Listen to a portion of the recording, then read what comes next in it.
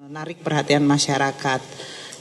Siang hari ini nanti Pak Mahfud akan menyampaikan, seperti kemarin juga diberitakan di berbagai media, Pak Mahfud sudah menyampaikan statement sesudah tim dari Kementerian Keuangan yang terdiri dari Pak Wamen dengan Inspektorat Jenderal Kementerian Keuangan, Sekretaris Jenderal Kementerian Keuangan, Dirjen Pajak dan Bea Cukai untuk kemudian mengakurkan data dan informasi yang kita peroleh bersama di Kementerian Keuangan dengan pernyataan Pak Mahfud yang berasal dari informasi Kepala PPATK menyangkut 300 triliun transaksi mencurigakan. Saya mungkin ingin menyampaikan kepada teman-teman, nanti Pak Mahfud akan menyampaikan karena kemarin Bapak sudah menyampaikan. Pertama, kami ini secara terus-menerus selalu bekerjasama dengan seluruh instansi terkait, termasuk PPATK. Semenjak 2007, ya kemarin yang disebutkan 2009, ya ini 2007 sampai dengan 2023, kami menerima informasi dari PPATK sebanyak 266 surat atau data yang disampaikan oleh Pak Ivan kemarin dalam surat terakhir yang baru kami terima hari Kamis pagi jam 9 itu hanya 194. Tapi saya sudah cek karena datanya itu perlu untuk kita sampaikan ke publik, ya. Jadi ternyata sesudah dicek surat dari PPATK kepada Kementerian Keuangan dari 2007 hingga 2023 mencapai 266 surat. Nah, saya ingin tegaskan ya, 266 surat PPATK ini sebetulnya 185 adalah permintaan dari kami. Jadi artinya kami yang meminta PPATK untuk menyampaikan informasi biasanya menyangkut suatu data dari ASN di bawah Kementerian Keuangan. Karena kami bertugas untuk mengawasi, membimbing dan terus menjaga seluruh ASN di Kementerian Keuangan. Jadi 185 adalah permintaan dari Irjen Kementerian Keuangan kepada PPATK. Sedangkan sisanya 81 itu inisiatif dari PPATK. Artinya PPATK menjalankan tugasnya dan menemukan adanya transaksi yang menyangkut aparat di Kementerian Keuangan, kemudian ASN di Kementerian Keuangan dan transaksinya itu disampaikan kepada kami. Jumlah dari 2007 hingga 2023 ada 964 pegawai yang diidentifikasikan.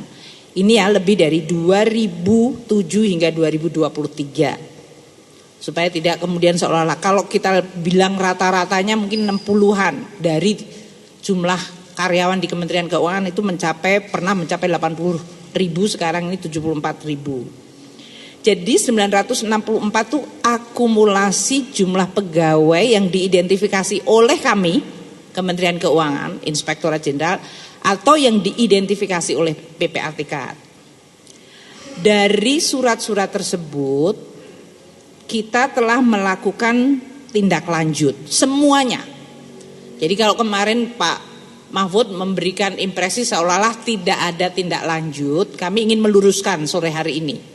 Seluruh surat yang dari PPATK yang dikirim ke kami, baik itu adalah permintaan dari kami 185 atau yang merupakan inisiatif PPATK 81, semuanya ditindaklanjuti. 86 surat kami memberikan tindak lanjut dengan melakukan beberapa pengumpulan bukti-bukti tambahan. Ini istilahnya full bucket, pengumpulan bahan keterangan. Artinya itu informasi belum memadai dan kita terus menambah informasi melalui tindakan dari Irjen menambah dan mengumpulkan bahan-bahan keterangan. Kita telah menindaklanjuti audit investigasi sebanyak 126. kasus. Dan rekomendasi hukuman disiplin diberikan kepada 352 pegawai. Nah, kalau hubungan disiplin ini kami mengacu pada Undang-Undang ASN dan PP mengenai ASN, yaitu PP nomor 94 tahun 2021 tentang disiplin ASN. Ada surat dari PPATK yang memang tidak bisa ditindaklanjuti karena pegawainya sudah pensiun, atau memang tidak ditemukan informasi lebih lanjut, atau ternyata informasi itu menyangkut pegawai yang bukan dari Kementerian Keuangan. Dan ada 16 kasus yang kami melimpahkan ke APH. Nanti Pak Mahfud akan menyampaikan. Karena Kementerian Keuangan adalah bendahara negara, kami bukan aparat penegak hukum. Jadi dalam hal ini kalau ada suatu kasus yang menyangkut tindakan hukum, apakah itu kriminal, itulah yang kemudian kita sampaikan kepada APH, apakah itu KPK, apakah kejaksaan, atau kepolisian. Kita bekerja sama dengan ketiga aparat penegak hukum itu untuk menindaklanjuti dalam rangka penegakan hukum.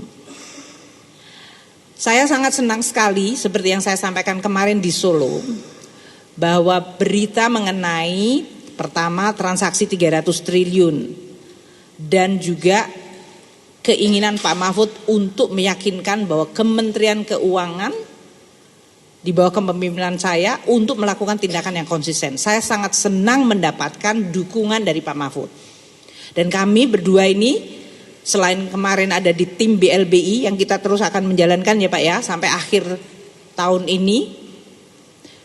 Saya juga akan senang kalau di dalam kasus ini saya mendapatkan dukungan dan juga terus-menerus dorongan dari Pak Mahfud maupun instansi lain, PPATK, APH, di dalam menjalankan tugas untuk membersihkan Kementerian Keuangan. Tidak ada yang tidak, dalam hal ini tidak ada yang tidak akan kita buka. Jadi kita akan terus membuka dan semakin dalam hal ini seperti pegawai negeri di Kementerian Keuangan, walaupun sudah mendapatkan hukuman disiplin seperti pemberhentian, kami tentu akan terus mengikuti kasusnya. Dan kalau masih ada data yang berasal dari kami Kementerian Keuangan untuk membantu aparat hukum menjalankan langkah-langkah tindakan penegakan hukum, kami juga akan terus bekerja sama. Sehingga apa yang terjadi dengan saudara RAT maupun saudara ED itu atau saudara lain yang disebutkan sebagai sirkus, monggo saya akan terus mendukung langkah-langkah dari penegakan hukum yang dilakukan oleh instansi aparat penegak hukum. Itu yang saya ingin sampaikan. Yang kedua, kalau ada yang bertanya mengenai kewenangan Kementerian Keuangan di dalam menangani pegawai negeri, saya sampaikan tadi. Kami melaksanakan tugas berdasarkan Undang-Undang ASN nomor 5 tahun 2014 dan PP nomor 94 tahun 2021 tentang disiplin pegawai negeri sipil. Di sini hukuman-hukuman yang kita lakukan mengacu kepada undang-undang dan PP tersebut. Saya sampaikan kepada Presiden, kepada Pak Mahfud, kalau kita tidak puas ada orang yang menurut saya hukumannya harusnya lebih berat. Namun hukuman terberat yang ada di dalam PP tersebut adalah 1. Penurunan jabatan setingkat lebih rendah selama 12 bulan. Itu kami akan lakukan semuanya. 2. Pembebasan dari jabatan menjadi jabatan pelaksana selama 12 bulan. 3. Pemberhentian dengan hormat tidak atas permintaan sendiri sebagai PNS. Itu hukuman yang terberat yang ada di dalam PP 94 2021. Kalau kita merasa bahwa hukuman itu tidak terlalu berat, ya saya sampaikan kepada Pak Mahfud. Pak Mahfud, Apakah dengan tingkat kesalahan yang ada, hukuman seperti itu dianggap sesuai atau tidak? Tapi kami harus melaksanakan sesuai dengan undang-undang ASN dan peraturan mengenai pegawai negeri sipil disiplin PNS, yaitu PP nomor 94 2021. Itu yang kita terus akan lakukan dengan disiplin. Saya ingin tegaskan sekali lagi, seluruh surat dari PPATK kepada kami, baik yang permintaan kami sendiri, 70% adalah kami yang meminta, atau yang 30% inisiatif dari PPATK, itu kita semua tindak lanjuti. Dan saya akan meyakinkan bahwa ini akan terus kita lakukan, dan saya akan sampaikan ke Pak Mahfud. Pak Mahfud, saya akan update ke Bapak mana-mana yang sudah dilakukan. Ketiga, mengenai 300 triliun. Sampai siang hari ini saya tidak mendapatkan informasi 300 triliun itu ngitungnya dari mana, transaksinya apa saja, siapa yang terlibat. Jadi dalam hal ini teman-teman media silahkan nanti mungkin bertanya kepada Pak Ivan. Karena sampai hari ini di surat yang Pak Ivan sampaikan kepada saya hari Kamis, surat tersebut menyangkut jumlah surat yang disampaikan PPATK pada kami dan list dari kasusnya, tidak ada angka rupiahnya. Jadi kalau hari ini teman-teman media menanyakan kepada saya, jawaban saya tetap sama seperti kemarin karena saya nggak ada tambahan informasi. Nanti saya sudah kontak Pak Ivan. Saya juga seizin Pak Mahfud ya Pak Mahfud. Iya. Saya tanyakan kepada Pak Ivan. Pak Ivan 300 triliun itu seperti apa Mbok? Ya disampaikan aja secara jelas kepada media. Siapa-siapa yang terlibat, pohon transaksinya seperti apa. Dan apakah informasi itu bisa di-share ke publik. Apakah informasi itu menjadi bukti hukum, monggo. Makin detail makin bagus. Saya juga ingin tahu supaya saya tahu siapa saja yang makin terlibat sehingga pembersihan kita juga lebih cepat. Jadi informasi 300 triliun sampai siang hari ini saya tidak bisa menjelaskan karena saya belum melihat angkanya, datanya, sumbernya, transaksi apa saja yang dihitung, siapa yang terlibat. Itu ya. Nanti kita tindak lanjuti dengan Pak Ivan, karena Pak Mahfud akan pergi dinas ke luar negeri, saya akan tetap aja mengontak Pak Ivan untuk mendapatkan data itu. Dan saya sudah menugaskan kepada Pak Wamen, Pak Irjen, Pak Dirjen Pajak, Dirjen Bea Cukai, untuk semuanya melakukan follow up. Ada data baru, kita terus tindak lanjuti. Terakhir yang ingin saya sampaikan adalah mengenai langkah-langkah yang kita lakukan dengan PPATK untuk bisa menggunakan undang-undang tindak pidana pencucian uang. Karena ini adalah undang-undang domainnya pencucian uang yang nanti mungkin Pak Mahfud akan sampaikan. Satu, kami pajak, bea cukai terutama ini yang disorot, bekerja sama dengan PPATK untuk mengungkapkan beberapa kasus dalam rangka tugas kita adalah mengamankan penerimaan negara. Pertama, di dalam Direktorat Jenderal Pajak, kita menganalisa dan memanfaatkan laporan harta dan aset yang kita terima, dan kita dari 1.129 laporan, ini pajak ya dengan PPATK, yang proaktif kita terima berjumlah 507. Hasil analisa yang dilakukan PPATK bersama kami. Kemudian memanfaatkan hasil itu untuk mengamankan penerimaan negara. Ini kemarin yang sudah dilaporkan kepada Pak Mahfud oleh Dirjen Pajak.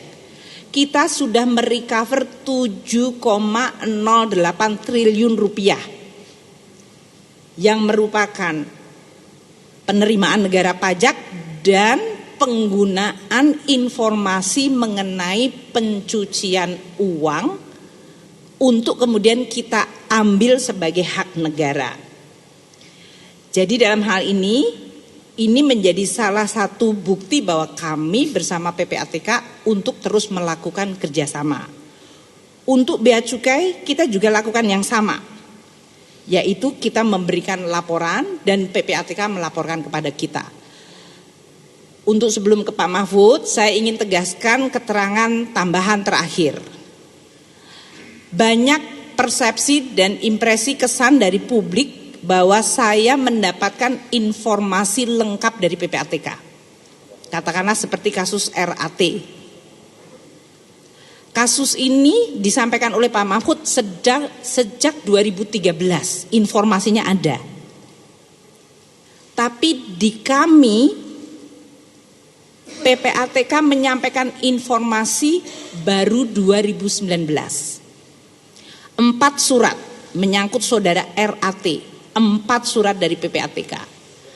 4-empatnya menyangkut transaksi yang nilainya antara 50 juta sampai 150 juta. Kecil banget dibandingkan sekarang yang terbuka kepada publik. Poin saya, Pak Mahfud sebagai Ketua Dewan Pengarah untuk tindak pidana pencucian uang mendapatkan informasi yang lebih lengkap dan lebih detail. Kami tidak mendapatkan seperti itu, tapi ini menjadi evaluasi kita bersama. Namun banyak informasi yang detail mengenai pencucian uang itu disampaikan PPATK langsung kepada Pak Mahfud dan ke instansi aparat penegak hukum. Jadi mungkin impresi bahwa seolah-olah itu adalah datanya semuanya identik ke kami, mungkin saya akan sampaikan sepanjang ini di Kementerian Keuangan, saya akan meyakinkan dan menjamin kami akan pasti tindak lanjuti. Kalaupun mentok nanti saya lapor kepada Pak Mahfud, Pak ini sudah mentok, saya nggak bisa lewat dari sini atau kami tidak mendapatkan informasi lebih banyak selain yang bisa kita dapatkan. Jadi spirit kerjasama antara Pak Mahfud dengan kita akan terus kita lakukan secara erat karena kepentingan kita sama, kepentingan untuk membangun Indonesia lagi, membangun Kementerian Keuangan dan Direktorat Jenderal Pajak dan Bea Cukai, membersihkan dari mereka yang kotor dan koruptif dan memberikan dukungan bagi mereka yang sudah bekerja dengan baik dan jujur. Itu adalah tugas saya sebagai Kementerian Keuangan. Saya senang dibantu dalam hal ini oleh Pak Mahfud maupun instansi-instansi lain. Semakin cepat tentu semakin baik. Karena buat kami ini adalah suatu pekerjaan yang akan terus kita lakukan sebagai satu tanggung jawab bendahara negara melaksanakan tugas mengelola keuangan negara dengan baik. Mungkin itu dari saya. Pak Mahfud monggo. Baik, terima kasih Bu Sri Mulyani. Saya merasa gembira tidak kehilangan, Bu Sri Mulyani tidak kehilangan ketegasan dan bangunan logika dalam menerangkan sehingga kita semua menjadi paham, dan ini bagian dari kerjasama saya dan Ibu Sri Mulyani dalam beberapa kasus tertentu, terutama dalam rangka pemberantasan korupsi yang selama ini kami lakukan. Seperti BLBI kami berduet bagus gitu dan masih akan terus. Saudara, yang diserangkan oleh Bu Sri Mulyani itu ya memang itu adanya, itu benar. Tapi sebenarnya saya kan ketika ngomongkan 300 triliun itu bicara tentang pencucian uang, bukan korupsi. Coba dibuka lagi semua. Ada transaksi aneh yang melibatkan sekian ratus pegawai Kementerian Keuangan, ya, yang diduga sebagai pencucian uang, bukan korupsi. Karena korupsi itu mekanismenya sini sudah jalan. Apa pencucian uang itu? Saya beri contoh lah pencucian uang itu, yang gampang gitu, yang sekarang sedang diperiksa. Rafael Alun itu ketika terjadi peristiwa penganiayaan terhadap David oleh Mario, itu kan orang bertanya, ini kok orang gayanya bagus, mobilnya bagus, katanya hanya anak pejabat eselon 3 di Kementerian Keuangan. Lalu saya minta ke PPATK, Pak, ini pernah ada masalah enggak di PPATK gitu. Terus ditunjukkan surat tahun 2013 kepada KPK, bukan kepada Menteri Keuangan. Ada suratnya. Sudah dilaporkan, Pak, bahwa ini agaknya kurang beres. Orang ini 2013 surat itu disampaikan KPK. Saya sampaikan Pak Firly, ini kok ada belum ditindaklanjuti. Pak Firly bilang, wah saya belum tahu bos gitu.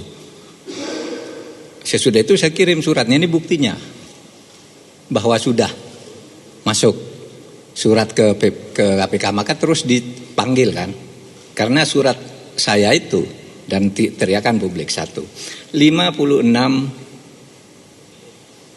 miliar kekayaan yang tidak wajar. Tahu enggak, sesudah diperiksa ulang semua transaksinya itu ada 500 miliar yang terkait dengan dia. Itu yang dilaporkan 56, yang tidak terlaporkan tetapi diduga menurut intelijen keuangan. Ini ya, bukan bukti hukum ya. Ya, financial intelligence itu bukan bukti hukum, itu harus dibangun dulu konstruksi hukum. Tapi aneh, masa orang gajinya sekian ini lalu punya perusahaan-perusahaan yang mungkin tidak beroperasi tapi uangnya banyak. Ada hotel mungkin agak sederhana tapi pemasukannya banyak. Nah, ada yang tidur juga di situ. Misalnya itu 500 miliar. Nah, itu tindak pidana pencucian uang. Dan sesudah dihitung, saya coba hitung lagi, cari lagi gitu. Kok masa seorang Rafael dapat 500? Muncullah angka yang 300 itu sebagai potensi. Ya. Nanti hitung-hitungannya tentu akan dipresentasikan kepada aparat penegak hukum dan mengundang Ibu Sri Mulyani. Karena begini, kemarin tuh kami ngambil sampel 7 dari sekian ratus yang disampaikan itu, sampel 7 yang agak menonjol lah namanya, itu aja sudah 60 triliun. Hitungan intelijennya, maaf. Papua itu kan sudah lama saya bilang, itu banyak korupsinya tapi temuannya baru intelijen.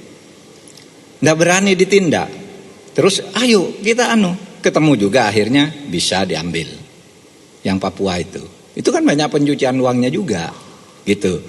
Nah, yang saya katakan itu ingin menegakkan undang-undang tindak pidana pencucian uang. Yang itu bukan hanya di sini, yang ada menurut saya di berbagai institusi itu hampir setiap proyek itu ada pencucian uangnya. Saya mungkin dapat uang jasa taruhlah gratifikasi mungkin kecil-kecilan sehingga bisa dianggap wajar, itu tidak perlu ini gitu. Tetapi yang disetor ke keluarganya, ke perusahaannya, ke anaknya, itu menurut ilmu intelijen keuangan itu harus diperiksa dan itu ada undang-undangnya. Nah, selama ini tidak ada yang memeriksa itu. Selalu kalau kita rapat KNKT itu masalahnya, Pak, tunjukkan dulu korupsi asalnya, pidana asalnya yaitu korupsi baru. Tapi sesudah ketemu korupsinya, tindak pidananya tidak dilanjutkan tuh, gitu. Dan sekali lagi ini urusan APH nih, aparat penegak hukum, pengadilan, polisi, jaksa, KPK. Itu nanti ke sana arahnya. Dan saya ingatkan dari sini bahwa di kementerian lain kita juga punya data yang banyak tentang ini. Jangan merasa Anda sudah wajar gitu, tapi ini ada semua uang-uang yang dengan orang-orang dekat Anda, dengan perusahaan Anda dan seterusnya itu ya tidak diketahui kalau mau dilacak. Saudara masih ingat seorang koruptor besar itu hukum, lalu pengadilan menyebut masih ada 62 kasus yang disampaikan oleh KPK, yang itu bendahara sebuah partai itu. Itu kan tidak bisa pencucian uang. Sampai sekarang tidak ada lanjutannya. Nah, itu yang akan kita gebrak. Karena untuk apa kita buat undang-undang pencucian uang? Kalau yang begitu tidak selesai, orang dihukum 6 tahun karena katanya menerima suap 10 miliar, ini uangnya yang masih ratusan miliar nih, kok dibiarin? Lalu timbul kecurigaan, jangan-jangan ini dibagi-bagi, kan begitu kalau ilmunya hakim gitu ya. Kalau begitu mulai dari kecurigaan nih, kenapa ini kok dibiarin? Padahal sudah muncul di pengadilan, sudah muncul di pertimbangan hakim, masih dibiarin sampai sekarang. Nah, Saudara, saya sedang berbicara itu kalau soal yang 300 triliun itu. Jadi itu pencucian uang, itu bukan kewajiban seorang menteri untuk menegak, karena itu bagian APH. Tapi ada di kementerian yang begini, tentu bisa diantisipasi dari sini. Terus sekarang Anda mau mengatakan apa? Kalau Rafael itu katanya 56 itu pun tidak wajar, tapi tiba-tiba 500 hitungannya dari intelijen. Sesudah itu ketemu lagi di loker 37. Belum lagi lokernya ada yang sudah dibuka lebih dulu sebelum itu. Coba, itu kan pencucian uang. Kalau di dalam ilmu hukum pencucian uang gitu. Nah, oleh sebab itu sama saya dengan Bu Sri Mulyani, kita akan tegakkan ini. Sudah tadi berkomitmen, mari kita cari jalan ke depan. Yang ini nih kita tegakkan, yang sudah jalan pembenahan di Kementerian Keuangan tadi sudah benar, itu sudah dilakukan semua. Saya sudah baca datanya satu persatu, jumlah per jumlah orang yang ditindak begini segini, ditindak begini segini, ditindak begini segini, gitu. Bedanya hanya sedikit lah. Bedanya Bu Sri Mulyani mengatakan sudah direspon semua. Kalau di PPATK mungkin ngukur direspon itu ini belum final, baru pernah direspon tapi tidak jelas hasil akhirnya apa gitu. Mungkin nanti kita akan klarifikasi lagi, akan buat klasifikasi bagaimana cara menganggap sebuah respon itu selesai atau cukup diberitahu sudah mulai diperiksa dan seterusnya, atau ini tidak usah dilaporkan lagi karena udah dipecat, karena udah meninggal, karena udah pensiun, karena udah dipenjara. Mungkin saja yang seperti itu yang tidak ketemu. Tapi kalau semangatnya sama, tidak ada yang salah dari keterangan Bu Sri Mulyani dan tidak ada yang salah juga dari saya. Kita bicara satu ASN dan tugas mencegah korupsi di lingkungan kementerian. Saya bicara undang-undang tindak pidana pencucian uang, yang itu kita buat dengan sadar karena korupsi itu hanya bisa mampu menyelesaikan sedikit. Sedangkan pencucian uang ini kejahatan luar biasa yang jumlahnya lebih banyak dari korupsi. Dan ini terbiarkan lah, bukan dibiarkan. Maka mari kita mulai sekarang, tidak ada masalah untuk itu. Nah, saya kira kalau keterangan dari saya cukup sekian dan tidak ada yang perlu dihentikan dari langkah ini, karena beda jalur. Yang Bu Sri Mulyani sudah terus melangkah dan sudah bagus, yang saya juga terus melangkah. Dan saya ingatkan kepada KL dari sekarang, di kementeriannya itu yang seperti ini nih banyak. Orang beli proyek, orang ini seakan-akan tidak ada apa-apa, tapi dia bikin perusahaan cangkang di situ. Istrinya bikin ini, istrinya bikin itu, yang tidak jelas juga siapa pelanggannya, uangnya bertumpuk di situ, gitu. Nah kan kalau itu memang ya menteri tidak sanggup menjangkau sampai ke situ, makanya ada APH, aparat penegak hukum. Nanti kita kerjain ini. Saya kira itu ya dari saya. Pak Mahfud, mungkin tambahan ya? Tadi ada beberapa wartawan menanyakan kepada kami ya, 69 dari pegawai di Kementerian Keuangan yang waktu itu dalam keterangan pers Pak Wamen dengan Pak Irjen yang diidentifikasikan sebagai berisiko tinggi. Ini juga tadi saya sampaikan kepada Pak Mahfud. Pak Mahfud, cara kita mendiagnosa dan mengidentifikasi dari karyawan atau pegawai Kemenq dengan skor resiko, profil resiko, itu kita punya sistemnya. Entah dari sisi kecocokan LHKPN atau LHA-nya, kita melihat dari sisi tingkah laku mereka, dari media sosial dan yang lain-lain. Banyak wartawan menanyakan 69 itu dari PPATK atau dari kami. Saya tegaskan itu informasi dari Kemenq. Irjen mengidentifikasikan sebetulnya 27 plus 2 untuk yang risiko tinggi, jadi 29 orang plus 60 plus 8, 68 eselon pegawai yang risikonya menengah. Jadi jumlahnya lebih banyak sebetulnya.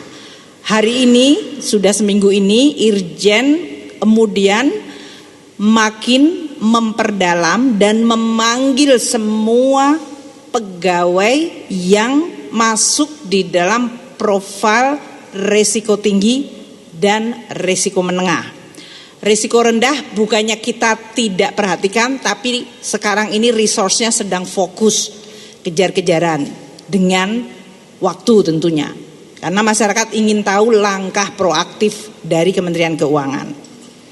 Tadi seperti saya sampaikan, informasi yang kita peroleh adalah dari PPATK, dari kita sendiri, Irjen melakukan investigasi, maupun dari LHK yang dianggap di atas atau tidak anomali ya, di atas dari kepatutan dari si pegawai tersebut. Kemudian juga sumber-sumber yang berasal dari lain, termasuk dalam hal ini dari media sosial. Jadi kalau ada media sosial sekarang keluar dan kami juga sama, itu berarti ya sama-sama kita mengawal. Saya nggak ada masalah juga. Semakin cepat diidentifikasi dan terbukti akan semakin mudah buat kita melakukan tadi tindakan hukuman disiplin.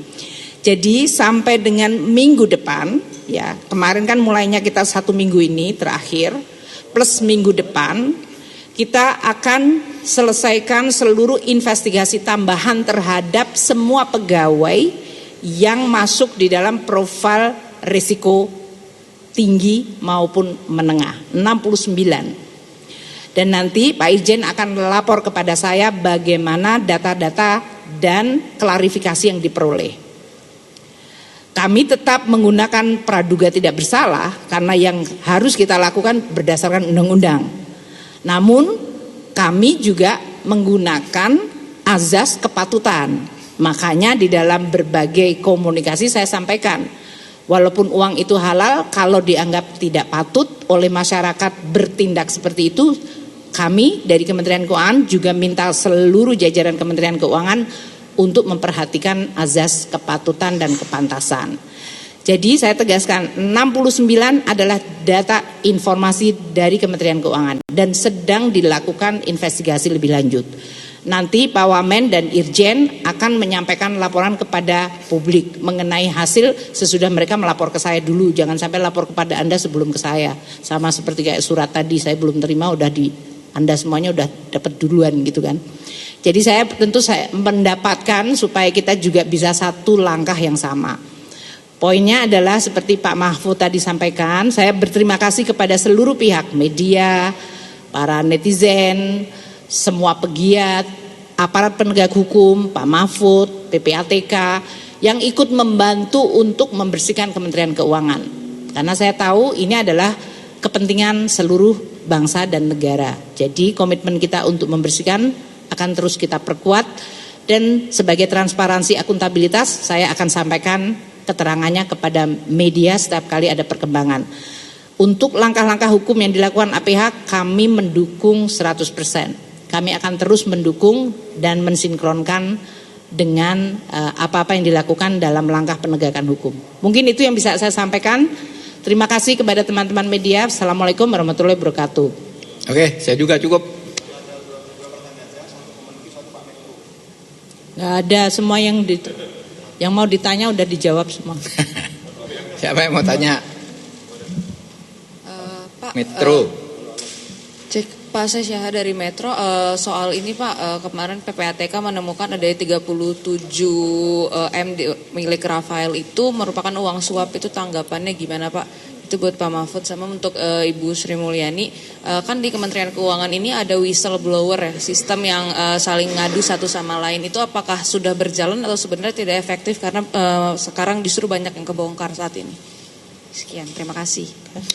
Ya, itu bukti pencucian uang itu seperti itu. Menteri bisa tidak tahu bahwa ada uang seperti itu. Dan memang di luar kuasa menteri. Kan orang nyimpan uang ratusan miliar di safe deposit box gitu. Itu kan menteri juga tidak tahu. Itu yang bisa tahu nantinya adalah PPATK. Oh, itu punya deposit box sekian. Itu pun yang baru ditemu sebagian loh, 37 miliar itu. Karena begini, beberapa hari sudah bolak-balik tuh dia ke berbagai deposit box itu. Terus pada suatu hari pagi dia datang ke bank mau buka itu, langsung diblokir oleh PPATK. Sudah itu dicari dasar hukum. Kalau sudah diblokir deposit box ini, boleh enggak dibongkar oleh PPATK? Kan belum ada undang-undangnya, enggak boleh sembarangan. Nah, dalam keadaan begitu, masih kemungkinan yang lain belum diblokir, Nah ini diblokir lalu dikoordinasikan, dicari dasar hukumnya, tanya ke KPK, bisa enggak nih dibongkar? Bongkar, isinya ketemu satu safe deposit box itu sebesar 37 miliar dalam bentuk US dollar. Nah seperti itu tuh pencucian uang, contohnya intelligence keuangan menemukan cara itu, dan itu bukan bukti hukum dulu, itu harus dikonstruksi menjadi hukum. Bagaimana nih, dari mana tadinya, terus itu bisa dilacak, sudah ada ilmunya lah begitu. Misalnya terus kok istrinya punya 5 perusahaan misalnya ya, kok ini anaknya punya sekian rekening, itu semua kan bisa dilacak, dan itu belum bukti hukum gitu. Nah yang saya katakan ada transaksi berpotensi sebesar seperti itu 300 itu yang seperti itu yang memang di luar jangkauan kalau bukan aparat penegak hukum gitu.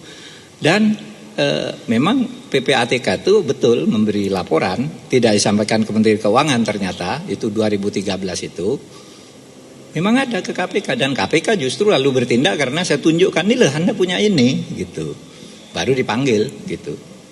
Itu aja ya. Baik, yang mengenai WISE atau whistleblower, kita menerima jumlah dari laporan whistleblower, nanti angkanya yang terakhir saya mungkin lebih dari 1.200-an.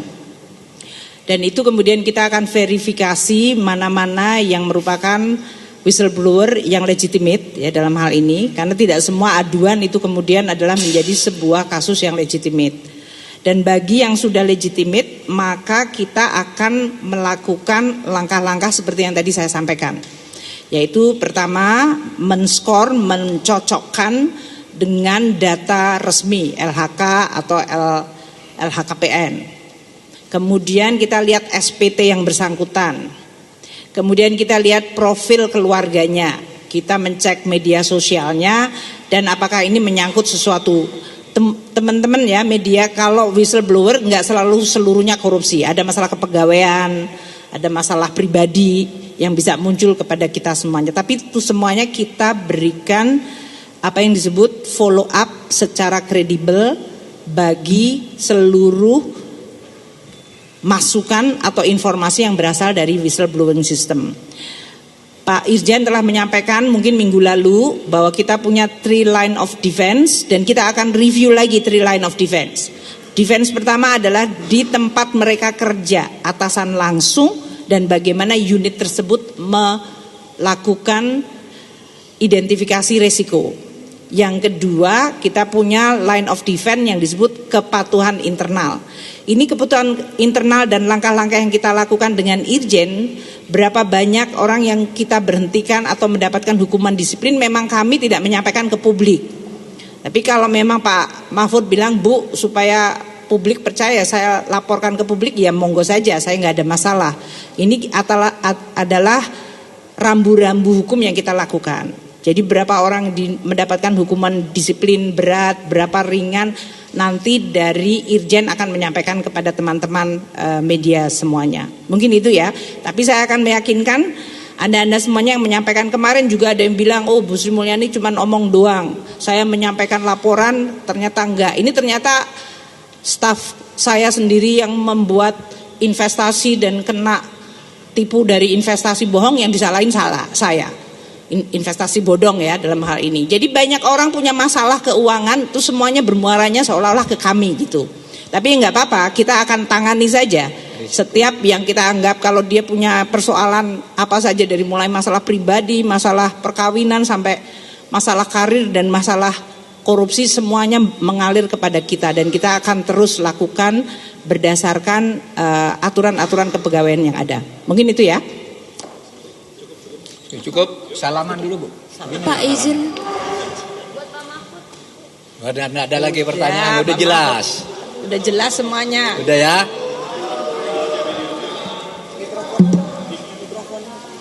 Sip. Oke ya. Belum? Semangat. Udah ya, makasih semuanya.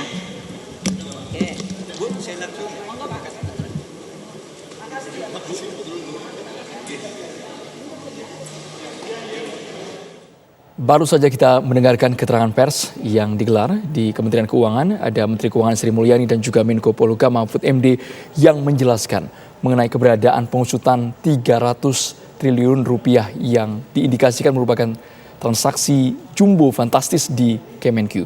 Tadi Sri Mulyani sebagai Menteri Keuangan menegaskan bahwa ia sama sekali tidak menerima laporan dari PPATK mengenai keberadaan 300 triliun tersebut. Namun dari Menko Polhukam Mahfud MD menyatakan bahwa ada sumber yang ia terima. Namun secara konstruksi atau bukti hukumnya harus kembali diusut. Dan Mahfud MD juga menegaskan itu bukan korupsi, melainkan merupakan tindak pidana pencucian uang. Breaking News akan segera kembali sesaat lagi.